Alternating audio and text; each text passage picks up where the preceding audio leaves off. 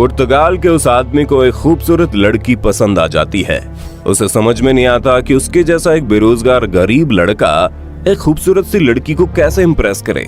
वो किसी भी कीमत पर उस लड़की को पाना चाहता था और यही चाहत उसे खतरनाक काम के पीछे खींच लाई। उसने एक ऐसे रास्ते को चुना जिसकी वजह से वो अमीर तो बन गया, लेकिन उसकी अमीरी के पीछे लगभग 70 को अपनी जान देनी पड़ी। लेकिन अंत में उस आदमी को ना तो वो लड़की मिली, ना ही उसका पैसा। उस आदमी को पहले फांसी दी गई और उसके बाद उसके सिर को काटकर एक जार में प्रिजर्व कर दिया गया और उसका प्रिजर्व की हुई खोपड़ी आज भी ऑस्ट्रिया के एक लैब में मौजूद है। और आज के इस वीडियो में हम उसी आदमी की एक खतरनाक कहानी को बताएंगे कि कैसे एक लड़की की चाहत ने उसके खोपड़ी को उसके शरीर से अलग करके हमेशा के लिए एक जार में बंद कर दिया। ये घटना है साल 1886 की। पुर्तगाल में रहने वाला एक आदमी जिसका नाम डिएगो एल्विस, एक बीमारी की वजह से डिएगो की मां की मौत हो जाती है। असमय अपनी मां को मरता हुआ देख डिएगो बुरी तरह से टूट जाता है। उसकी नौकरी भी छूट जाती है। इसी बीच डिएगो की मुलाकात मारिया नाम की खूबसूरत लड़की से होती है। धीरे धीरे बातचीत बढ़ती है और डिएगो को वो महिला पसंद आने लगती है। वो महिला बहुत ही अमीर घर से ताल्लुक रखती थी, इसलिए डिएगो सोचता है कि एक गरीब घर का बेरोजगार लड़का आखिर उसे कैसे इम्प्रेस कर पाएगा। डिएगो किसी भी कीमत पर उस लड़की को पाना चाहता था। डिएगो दिमाग लगाता है कि ऐसी कौन सा रास्ता अपनाया जाए जिससे कम समय में ही अधिक पैसे कमाए जा सके, जिसके बाद वो अमीर बन जाएगा और उस लड़की को इम्प्रेस करके उसे पा लेगा। और यहीं से शुरू होती है दुनिया के सबसे खतरनाक हत्यारे बनने की कहानी। डिएगो का दिमाग बड़ा ही शातिर था। उसने एक गजब का क्राइम प्लान तैयार किया। डिएगो पुर्तगाल के जिस शहर में रहता था उस जगह दूर दूर से किसान अपनी फसलों को बेचने के लिए आते थे। डिएगो ने उन लोगों को अपना निशाना बनाना शुरू किया। डिएगो से जुड़े खतरनाक बात यह थी कि डिएगो ऐसे लोगों को अपना निशाना बनाता था जिसके आगे पीछे कोई भी नहीं रहता था। यानी कि डिएगो ऐसे लोगों को निशाना बनाता था जिसे अगर मार भी दिया जाए तो उसका घर परिवार या फिर दोस्त रिश्तेदार कोई भी उसे ढूंढने की कोशिश ही नहीं करता। डिएगो पहले दूर से आने वाले किसानों का इंतजार करता था। जैसे ही वे किसान अपनी फसल को बेचकर पैसा लेकर अपने घर की तरफ वापस निकलते, रास्ते में डिएगो पहले इन्हें झांसा देकर एक ब्रिज पर लेकर जाता था। वहां पर उसके सारे पैसे लूटने के बाद उसे उस ब्रिज के 60 मीटर नीचे नदी में गिरा देता था। डिएगो एक बात का ध्यान रखता था कि नदी में गिराने से पहले विक्टिम के शरीर पर कोई भी चोट लगने नहीं देता और इतनी अधिक ऊंचाई से पानी में गिरते वक्त विक्टिम की मौत उसी वक्त हो जाती थी। कई बार ऐसा होता था कि डिएगो जिन लोगों को अपना निशाना बनाता था उनकी डेड बॉडी नदी के किनारे लग जाती थी। जब पुलिस या फिर जांच अधिकारी को इस बात की खबर लगती थी कि नदी के किनारे कोई लाश पड़ी है तो पुलिस वहां पर जाती तो जरूर थी, लेकिन जब उसके शरीर पर कोई भी चोट चपेट या फिर मारपीट का निशान नहीं होता था तो पुलिस उसे सुसाइड समझ लेती थी।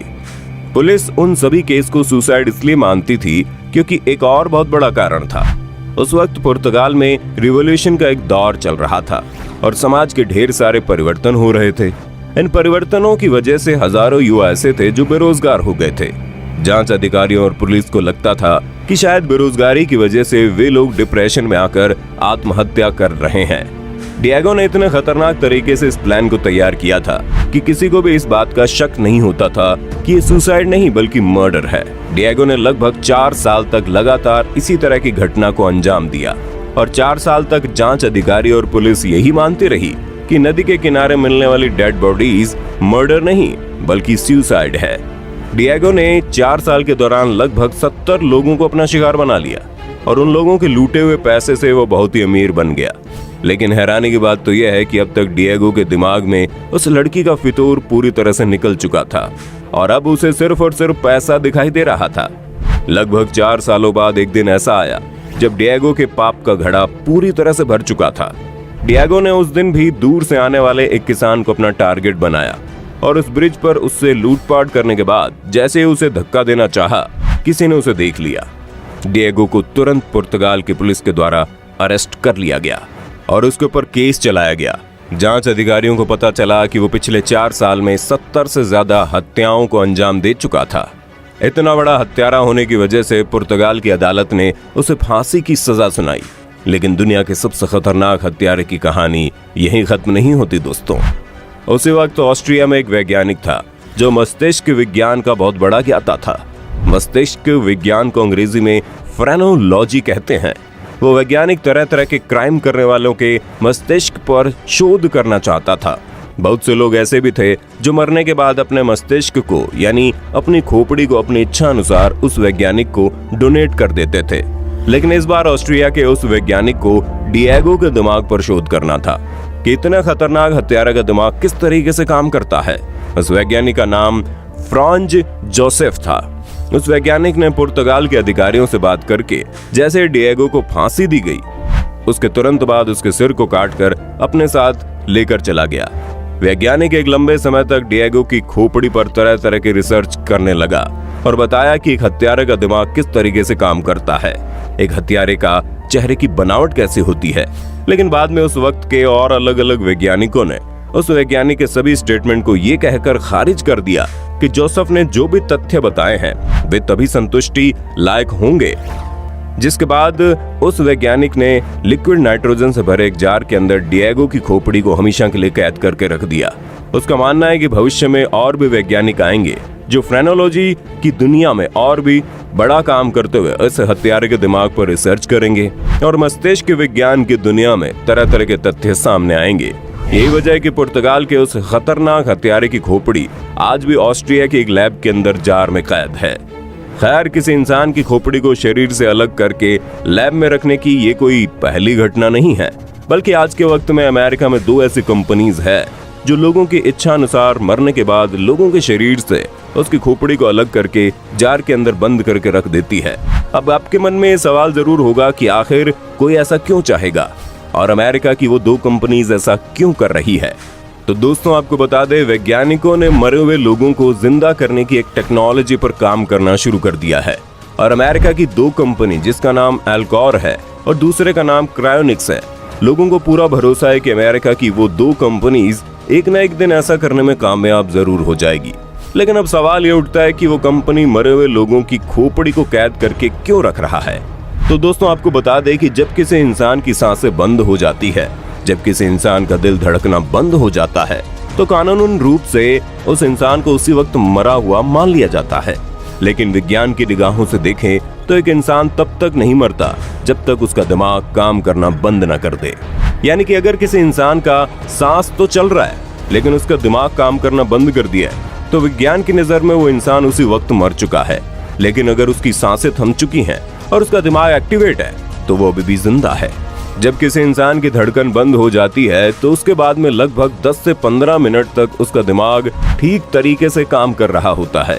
और यही वो वक्त है जब अमेरिका की वो 2 कंपनी किसी इंसान के दिमाग को हमेशा के लिए कैद करके रख लेती है।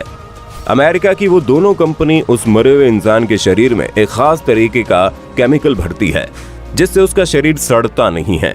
उसके बाद उस मरे हुए इंसान के शरीर को लिक्विड नाइट्रोजन से भरे एक बॉक्स के अंदर, जिसके अंदर का तापमान -320 डिग्री सेल्सियस से भी कम होता है, उसके अंदर कैद कर लेती है।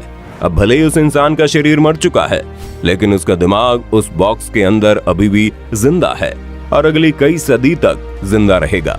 और वैज्ञानिक लगातार इस चीज पर काम कर रहे हैं कि उस जार के अंदर रखे गए दिमाग के लिए एक नया शरीर तैयार किया जा सके। और जिस दिन वैज्ञानिक एक नया शरीर तैयार करने में कामयाब हो जाएंगे, उसके बाद प्रिजर्व करके रखे गए उन सभी दिमाग को एक नए शरीर में इंस्टॉल करके उसे जिंदा कर लिया जाएगा। ये बिल्कुल वैसा ही है जैसे आप अपने खराब हो चुके कंप्यूटर के अंदर से हार्ड डिस्क को निकालकर किसी नए कंप्यूटर के अंदर इंस्टॉल कर देते हैं। अब आपका कंप्यूटर भले ही नया है, लेकिन उस पुराने हार्ड डिस्क की वजह से आपके नए कंप्यूटर में आपका सारा पुराना डेटा सुरक्षित है। वैज्ञानिकों के द्वारा किए जाने वाले इसी काम को क्रायो प्रिजर्वेशन कहते हैं। अमेरिकी कंपनी इस काम को करने के लिए लगभग 25 करोड़ रुपए मांगती है और जिस भी इंसान को दोबारा जिंदा होने की चाहत है, वो 25 करोड़ देने के लिए खुशी खुशी तैयार हो जाते हैं। लेकिन आपको ये रकम अपनी मौत से पहले ही उस कंपनी को देनी होती है और एक बॉन्ड पर साइन भी करना पड़ता है। आपको जानकर हैरानी होगी कि अब तक 1000 से भी ज्यादा लोग इतनी मोटी रकम देकर अपनी खोपड़ी को यानी अपने दिमाग को प्रिजर्व करके उस कंपनी के अंदर रखवा चुके हैं। तो दोस्तों, उम्मीद करते हैं जानकारी आपको अच्छी लगी होगी। और आपको क्या लगता है, क्या वैज्ञानिक किसी मरे हुए इंसान को जिंदा करने की कोशिश में कभी कामयाब हो पाएंगे? अपनी राय कमेंट में देना। वीडियो अच्छी लगी तो लाइक कीजिए, चैनल को सब्सक्राइब करके बेल आइकन दबा देना, क्योंकि दर्द एडवेंचर इन हिंदी की टीम आपके लिए हर रोज ऐसी जानकारियों से भरी वीडियोस लाती रहती है।